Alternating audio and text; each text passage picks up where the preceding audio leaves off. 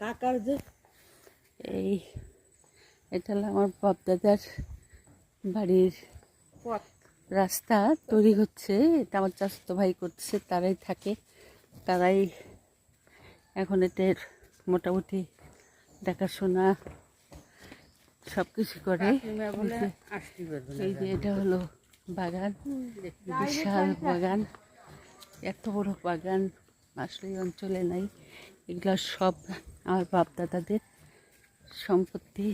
এখন এগুলা সব আমার চাচাতো। এই যে রাস্তা তৈরি করছে, একদম ঢাকা থেকে সরাসরি বাড়ির ভিতরে ঢুকে যাওয়া যাবে। ওদের সামনে ও দেখতে পাচ্ছেন বোধহয়, ওটা ঘের বলে, মাছের ঘের। এখানে কয়েকশো বিঘা জমি। আচ্ছা, কতগুলা ঘের?